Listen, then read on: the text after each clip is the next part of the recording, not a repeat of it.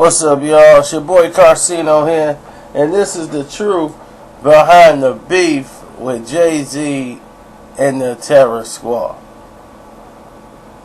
Okay, let's go to the beginning. Fat Joe was a street dude, and always was. But Fat Joe has always been a jealous dude. It's just in his nature. He can't help it.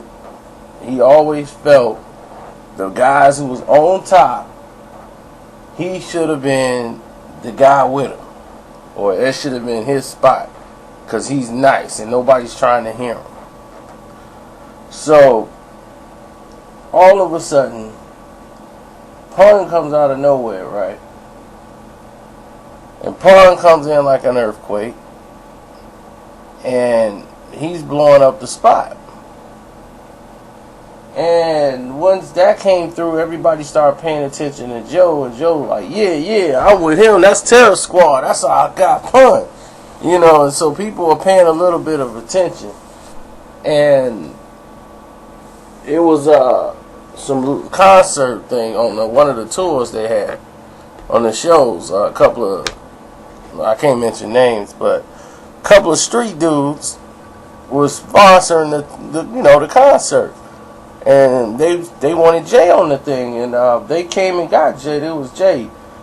Some of our guys that we know, they putting up the money, the Bronx.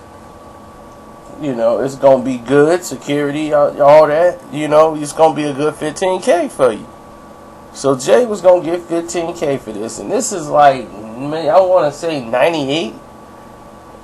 This is like 98 or 90, almost 99. Around the time when Hard Knock Life was cracking. So Hard Knock Life was like the tune just coming out. Jay was just getting like finna go orbit. So it was $15K. And Jay was like, bet. So when the actual show came around, Jay-Z showed up, but he didn't perform. And Jay, they was like, man, what the heck is this? Dude, you getting 15 to perform. And Jay didn't perform because he was like, no, B, I told them 15 is my appearance fee. I would appear for 15, but if you want me to perform, I'm going to need another 5 or 10. I'm the hottest rapper in the game right now. My appearance fees, I'm just offered 30 G's. And I turned that down just so I could do this show with y'all. Because y'all my peoples. I want to come here and do this. So I showed support. And that's why I came by. They never got back in contact with me about the rest of the money. I'd have did it for 20, 25. So now they ticked off because the people who promoted the show, they don't want to pay Fat Joe and Pun they money because Jay didn't stiff them on the 15. Because Jay had to get the money up front or he wasn't going. So now they want to have a meeting. Fat Joe, Big Pun, Jay-Z. Jay-Z showed up and they was going to meet alone. Like they went in the office and so they could talk it out. Jay got his nephews with him. So he brought his little nephews in there with him. I guess that was going to calm the situation down. And now from this point on, is stuff I've only heard about that happened in the room. Was there a champagne bottle in there? Absolutely not, because there wasn't no champagne in the office. Pun and what's his name was chasing Jay-Z around the room, him and Fat Joe, and they was knocking stuff over in the office because Jay didn't want to give back the money. Now, what Jay did was do a partial, and he gave half the money back. He gave, I think, about 7 G's back to them, because they didn't get what they were supposed to get because of that. So they got shorted. So what they did was pay that money back Like the seven, I think 7 of it, they paid back to Fat Joe now. So, but what actually happened in there, like if Jay got cracked in the face and all that, I don't know. All I do know is they did chase him around the couch. Like they was chasing him around there, and Pun was livid. So that part I do know is fact. Jay-Z, no champagne bottle. There was no champagne bottle involved. Now, Memphis Bleek, before that, had an incident at the Carbon Club. And he was with his Get Low crew, which is his own crew of guys that he rap with. And they do gangster stuff with. And they got into it with some Terror Squad members. And Bleek and them hit the Terror Squad members with a bottle up in the club. And they was, boom, knocking dudes out there. Terror Squad jumped in, some more of them piled on them, and then they ended up chasing them back to Brooklyn. So that didn't lead to any beef. You know, even back then, Sauce Money had a track on what's that album? I think it was either The Streets Is Watching. It was either The Streets Are Watching or Volume 1. He had a little hot line in there, and Fat Joe and them thought they was talking about the situation, you know, like the altercation they had. So Jay knew they felt that way, but he couldn't come to them. So he went to Cuban Links and told Links, like, look, man, go tell your mans it had nothing to do with them. Everything's 100. We all good. So he went back and relayed the message because Fat Joe was ready to make a track. Because, see, Joe wanted to be in that spot. Joe was always jealous of Jay-Z. You know, and nobody was buying Joe tracks. And then when Pun died, you know, that's when they really, you know, was like, oh, man. You know, like, oh, that's messed up. You know, Big Pun died, and they didn't know what was going to happen with Terror Squad because Pun was like the one they all went to. You know, everybody got behind him. So Joe used that as a marketing wave. And it's rest in peace, my boy Pun. We're going to run Pun. Next thing you know, Fat Joe got all these rhymes coming out. And then he even jokes like, man, everybody like, Joe, you done got ill now. Like, you done found Pun rhyme book. But what had happened was Pun actually did have a couple of rhymes written. He never got a chance to record, so we never know. But we do know Pun did have a rhyme book with a whole bunch of rhymes in it. And that he never got a chance to use or put out. What happened to that book, we don't know. All but we do know is Fat Joe flow changed. And then all of a sudden he's with DJ Khaled. And Khaled is they main mans. And Khaled is hot, Fat Joe is hot.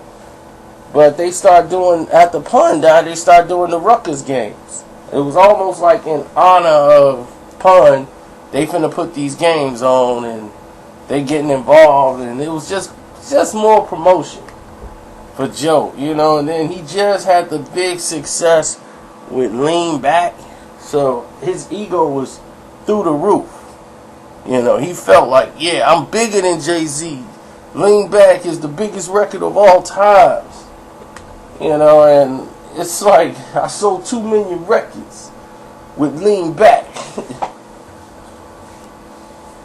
And it was like a joke compared to what Lean Back really was in the music community. It was a great song for its time, but that's like saying Ballin'. And that's exactly what it was. Compare that song to Ballin' with Jim Jones. So basically they had a situation where they were supposed to play the Rockefeller team in the finals, and they got LeBron on Jay-Z and them side, you know, Carmelo's playing on Fat Joe team. You know, it's finna go down. All these celebrities out there, you got 15,000 people ready to come in the park and see it. And the event got shut down because of a blackout. in the city. So they rescheduled the game. And when they rescheduled the game and it was supposed to go down, everybody who could be there was there. And besides that, Jay-Z, Beyonce wouldn't let Jay get off a vacation they promised. So Jay had to go on vacation with Beyonce. So Fat Joe's out there, but Jay's team is out there. They on the bus wondering, like, do we go out? Do we do this? Because they didn't know if it was going to be a game or not. It was just 2 players out there from Jay's team. And so Fat Joe and his team is out there for 2 hours. But Joe is, like, really serious about this. Like he really want to win, you know, like this championship. Like, I got to beat Jay. You know, like, this is it. I got to beat Jay-Z. He's really, like, amped by this. So he want to win so bad that even when they come off the bus and say, you know what, let's go out there and play. We got all these people out here. Let's go and get them the game. You know, and let's go. Fat Joe was like, no, we've already been declared the winner. Now, we'll let the players come out here, but none of their supporters can be out here. It was like, what? None of our family members can come out on the court to see the game, but we could come out and play? Like, they wasn't running the tournament, but they had so many people there, they just let Fat Joe run the show. And they was like, well, if you're going to let them do that, then we going back on the bus. And they all went on the bus, and that was it. There was no game. And then they was talking about rescheduling it in the Gardens, but the only dates they had, it couldn't be done. Because if you do that and you put it in the Garden, most of the NBA players can't be in it. The college players can't be in it. Past September, they can't play. And that's it. It's a wrap. That's why it's a summer event. And it's meant to be in Rutgers. It's a Rutgers event. It needs to be in the park. So, I just don't get it as to why he didn't show up. But Jay-Z, Beyonce, I guess he didn't really feel the importance of doing that. But I think about the 15,000 people that was there to see it, and it was there for hours, and didn't get to see a game. You know, that's terrible. That should never happen. And then, Fat Joe used that as gas to go to the radio station, blasting Jay-Z's team, blasting Jay-Z, talking about how fake he is and this and that. And all of a sudden, he carried that for so long. He's still bitter about it. Like, Jay, I see him today, they won't even speak. Because it's like, why? He's just a jealous dude. And you can't change a man in his ways when they stuck in him. And that's all this is. He's stuck in his ways. Now, when Jay, who could stay quiet as long as he did, he came out with Uncle Murder. Once he got with Uncle Murder and all them dudes from Brooklyn, that's when he wanted to drop a line on Fat Joe. Because he's talking about Khaled and all that stuff, because Joe was coming at him on the records. But I just wanted to tell y'all how it started. I'm not finna go into verse after verse after verse, because most of it is garbage. You know, if it's nothing that's monumental in the hip-hop realm, why mention it? But the fact that Jay actually responded back to Fat Joe on the Uncle Murder remix song was saying a lot, because people thought, oh, well, Jay-Z just scared of Fat Joe. So, it did good for those in Brooklyn who wanted to save face, but Fat Joe was just using it as a marketing tool to build himself, you know. So, other than that, that's it. You know, that's Fat Joe and Jay-Z complete. And where they at now, they still don't speak. I'm out.